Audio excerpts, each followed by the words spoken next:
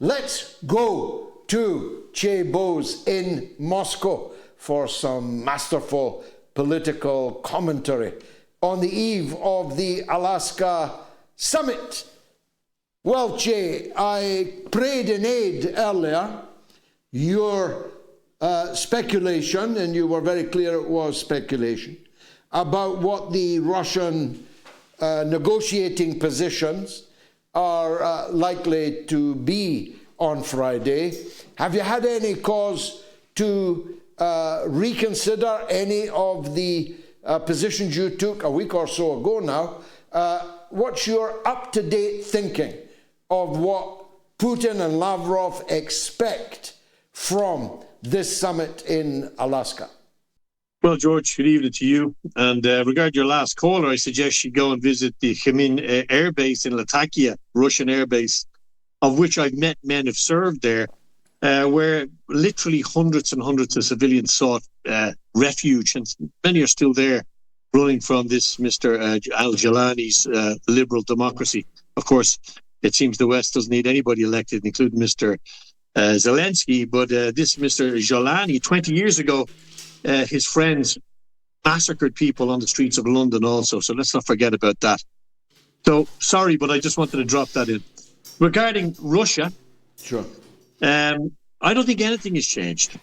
I think the reality here has been set in stone, basically, since the night that Vladimir Putin addressed the Russian nation here and set out the goals of the military operation. There was a very rapidly, there was a peace deal. The Russians pulled out of the hinterland of Kiev and pulled back. Of course, they were convinced then by Mr. Johnson not to stop fighting, and hundreds and hundreds of thousands of people have died in the intervening years. So the Russian position is very much set in stone. People say, what will the Russians want? It's very clear. Russia has adopted into the Russian constitution these regions, the new regions, or which were at once a period in the Russian Empire, Malorossiya. They were Russian before.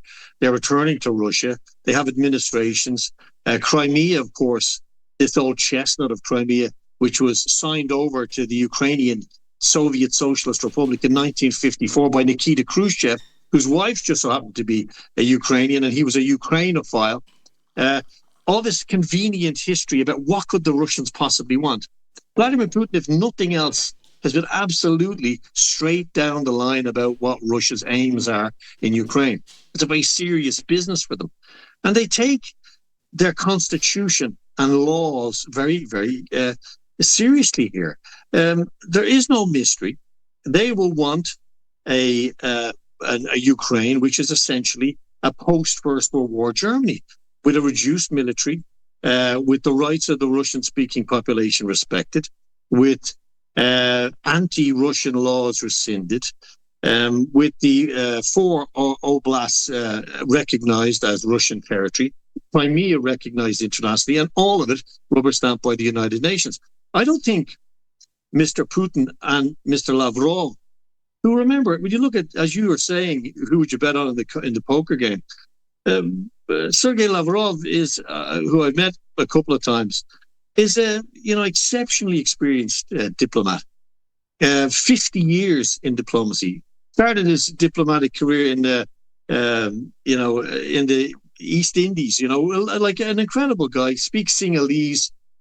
He knows what he needs to do, and he knows what the Russian people expect him to do.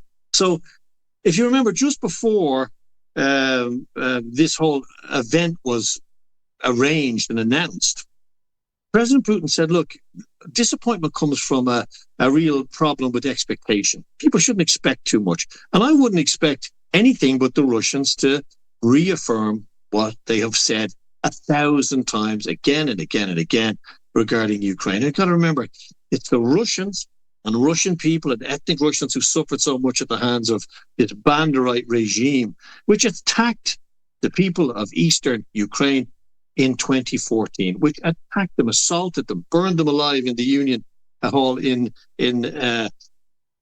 Crimea. You've got to understand, this is a very serious business for the Russians. And it seems to me that if the Russians don't get what they want from Alaska, they will continue to do what they're doing very well and very rapidly on the battlefield. And that seems to be the position here. Well, I was going to make that point. It's an odd thing, really, to have peace talks with a party that is rapidly advancing. 110 square kilometers in the last 2 days. The imminent encirclement of one of the most significant towns east of the river that is still in the hands of the Kiev regime, Pavlovsk. The wind is in the sails of the Russians, so why stop? Why talk about stopping? That's a question that many people will be asking. Well, why stop? Well, several reasons. Of course, no war of this scale. And remember, many people in the West have no remote concept, and including in NATO, of the scale of this conflict. The front line, if you include the Russian border, which has to be policed, patrolled, watched, defended, is over 1,000 kilometers long.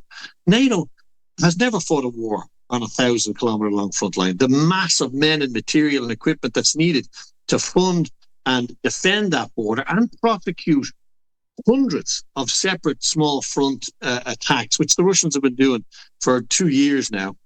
There's a cost to that. There's a cost in men, in material. There's a cost to the economy. Now, while Russia's economy on paper may be growing, there's also pressures in an economy which hasn't become a true wartime economy, as in the Second World War, for example. They haven't completely retooled the economy in Russia, and they haven't declared war on Ukraine. Remember, less than 10% of Russian GDP has been spent on defense at the moment. Can you imagine that? A very small number of Russia's military capabilities are deployed in Ukraine, essentially. Russia could tomorrow mobilize 5-6 million men and swallow up Ukraine very rapidly. But there's a social cost to that here in Russia, which, despite what you read in The Guardian and in The Independent, the Daily Mail, is not an authoritarian country. People here would say, well, we don't want that, or we may want it. It depends on what the posture is, of course, of the West. So there is an economic cost to Russia. Russia is, as I discussed with my colleague and friend, Brian MacDonald, another great Irish journalist, that Russia is kind of right now where America was later on into the Iraq war.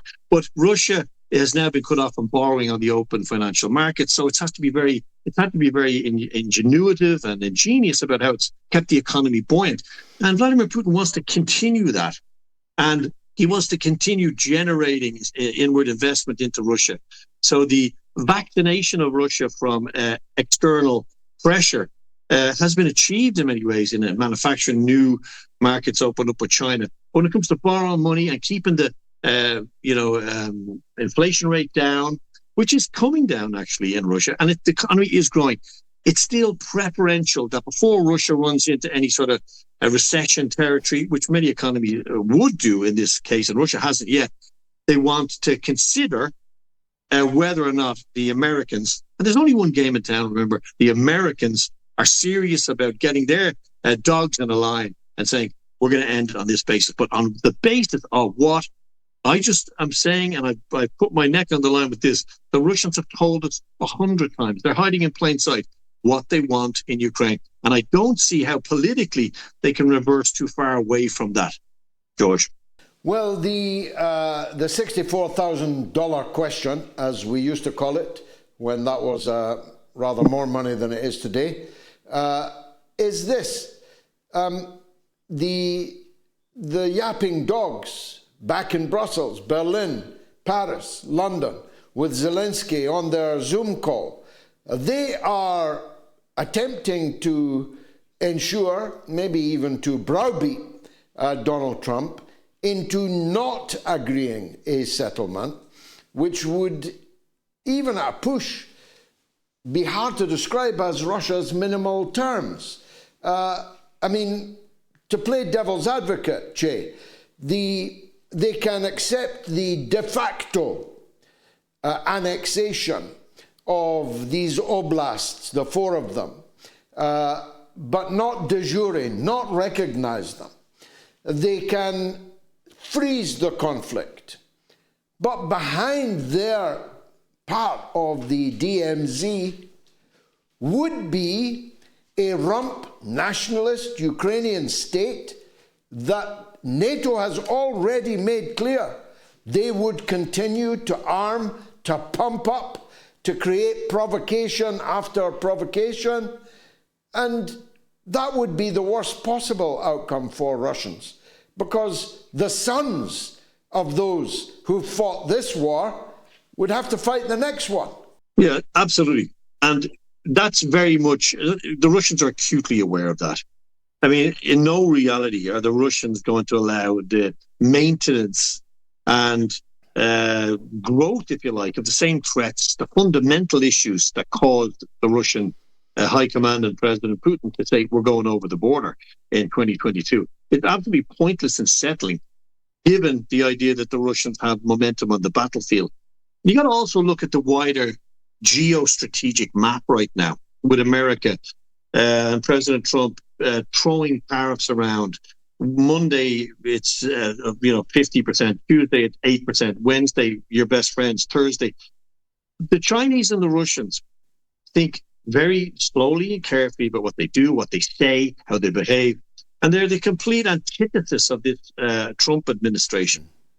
But anybody who thinks that the Russians and the Chinese have an economically and militarily modeled every potential outcome in this conflict are sorely mistaken. Very much like the think tank fantasists in London and Washington, who remember predating on the continuance and perpetuation of this war. The only reason they exist and are getting their stints on the client media, like Sky News retired colonels were never in combat, Eastern European correspondents, like in my country, have never been to Russia. This remarkable industry that's been built up around perpetuating the idea that Ukraine could ever or will ever win this war is reliant on this industry, remember, of a perpetuated war that continues. In Europe, the same people who have now adopted Zelensky as their project, after he was essentially dropped by the Americans when the Biden regime was dispatched, they now know that there's such political capital at stake. People like von der Leyen, Kaja Kallas from Estonia, these yapping, smaller dogs, let's say, who are the most vociferous, deployed by Brussels and London. They, remember, are the whole basis of their stage, much like Zelensky's, is based on the continuance of this war. Even if it's a guerrilla war, even if it's a terrorist campaign in Russia, I don't believe that the Russians haven't factored and looked at this. The Russians I speak to still say no deal is better than a bad deal. Who it looks likely to fold first? Even a Russian economy under potential pressure, even a Russian military that would need potentially to draft some more men, potentially, even though it's bringing in hundreds of thousands of volunteers at the moment. No draft, no one's getting dragged off the streets here. Who is more likely, as you said, of this poker game? Who's going to get it over the line?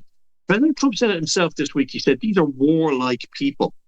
And what President Putin has done is very masterful. He's managed this war in a way that it's out of sight, out of mind to some extent, but it's also it hit a very much a stride now with the advances on the front line. It's a war of attrition to some extent, but Russian casualties recently have decreased, imagine. The Ukrainians have no men to man this 1,000-kilometer long front line. In a game of time, the Ukrainians are essentially out of time. Look at the Eastern Front in Pokrovsk, as you say, at Dobropilia, this huge incursion, another breakthrough of, maybe 30 kilometers in real terms in the last number of days.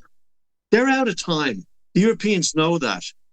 So I believe there is a sense in Europe of reality dawning. And you heard Merz today coming out, something which would have been unthinkable, that Ukraine is willing to consider territorial concessions, but it has to start with a ceasefire.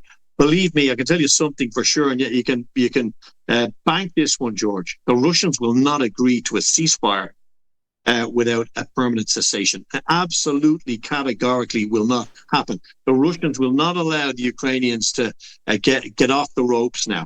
It's either a deal on terms agreed between Mr. Putin and Mr. Trump. And I've said that I don't know why these two men would meet. I don't know why the Russians would meet, I don't know why the American administration would meet. And Dmitry Peskov, the Mr. Putin spokesman at the Kremlin, said, what would be the point of the two presidents meeting if there wasn't something to talk about? I believe that the bones of a deal are already agreed. This is purely my own speculation. And I believe that certain elements will have to be plugged in or pulled out of that on the basis of Europe's and London's input to keep them balanced. But remember, as we saw with tariffs, and we saw when Mr. Trump commanded the Eurofuhrer, Ursula von der Leyen, to his golf course in Scotland and commanded Keir Starmer and publicly humiliated the Mayor of London in front of him, they would all fall at the master's feet, wag their tails, because they know Mr. Trump can crush these little dogs and will economically. And if you fall out of favour with the emperor, you're in big trouble.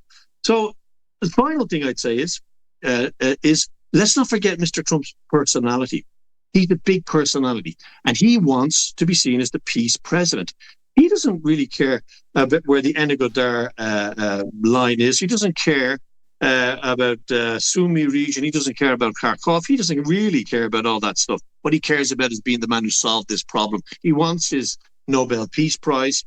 And if giving some concessions to get that over the line and come out and profess he's the man who's brought peace, he brought rain to the desert, the Messiah, I think that will also influence him. And I think the Russians know that. So it's all to play for, but I wouldn't imagine that the Russians will be flexible on those core issues, because they are now constitutionally enshrined in the Russian constitution. And for President Putin to rescind that and go back on that would be political suicide.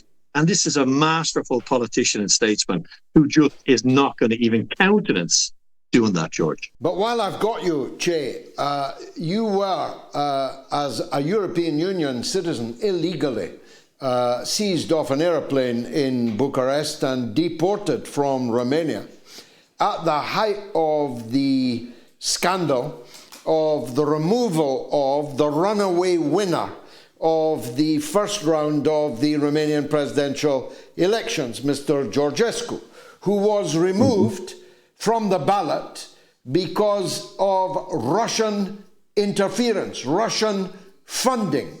Russia had interfered in Romania's internal elections and internal affairs, except breaking news today, the American investigation into the first round of the Romanian elections has found no evidence at all of Russian interference in Romania.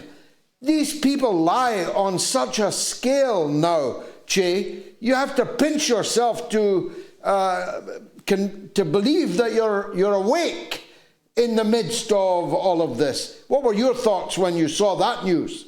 Yeah, remarkable. I wasn't surprised, of course, because I knew there had been absolutely zero evidence proffered that this was the case. And remember, when I flew into Bucharest to cover the second round of the election, where George Simeon was widely booted and in the polls as way ahead of the now incumbent leadership of Romania. When I flew in there, it was also revealed that the founder of Telegram had been instructed by the French intelligence services to remove people like me from Telegram, to remove Mr. Simeon and Mr. Georgescu's vast support network off social media. He'd been instructed to do that. That also emerged. We know that the European Union is becoming increasingly authoritarian. We know that there's direct contact between anti-people movements across Europe. The same thing happened with Yevgenia Gutsul in Moldova. The head of the autonomous region of Gagauzia has been sentenced to 7 years in prison in a penal colony. A woman with 2 young children, the elected head of an autonomous region in Moldova, imprisoned with zero evidence. We saw the Russia allegations in the United States, which, of course, the ball has been picked up now by Mr. Trump's administration to pursue Obama and Clinton on this stuff. The problem is Eaten bread is soon forgotten. The Western media, the BBC in particular, whose absolute fantasy I was reading today about the background to the Ukraine war. If you were to ask the BBC, Mr. Poroshenko didn't prosecute an anti-terrorist operation against his own people in 2014 and start to murder them purely for refusing to drop to their knees for a neo-Nazi-aligned regime, which was installed completely illegally. So you got to understand, the more people rise, the more people in France, in Germany, the AfD are now leading the polls in Germany. God knows what will be deployed against them next. The same in Holland, the same in Romania, Moldova. So the EU is very much an empire in decline. And as our wonderful colleague and your guest preceded me, Prof. Wolf, said, this is the time of absolute denial. It's a post-truth reality we live in. And thank God we have platforms like you, like X, for us to talk about this and to try and spread a gospel of truth. You don't have to agree with everything we say. I disagree with many elements of many of my colleagues, but we have to allow and defend our rights to disagree. The right to dissent is the engine of all social justice. We're losing it when it comes to Gaza. Amen. We're losing it when it comes to Ukraine. But yes, though we're losing it, the Israelis, all this time into this war, are now considering an even bigger offensive. More Israelis will die. The hostages may die. In Ukraine, the war is lost, essentially, politically. It's lost militarily. Mr. Zelensky tried to crush the anti-corruption bodies because he's so uncorrupt, of course. So we can see, the people can see, it's undeniable that people can see the pillars of these temples are coming down now, as the learned professor said before me. And it's so important that we continue to push and chip and tell the truth, despite the horrendous threats and treatment we get. All the more reason for us to push forward and seek to introduce a fragment of absolute realism and realization as to what's happening globally now, because this is the most important acute moment for people like you and me to continue our work, to continue shouting as loudly as we can, regardless of what they do to try and silence us.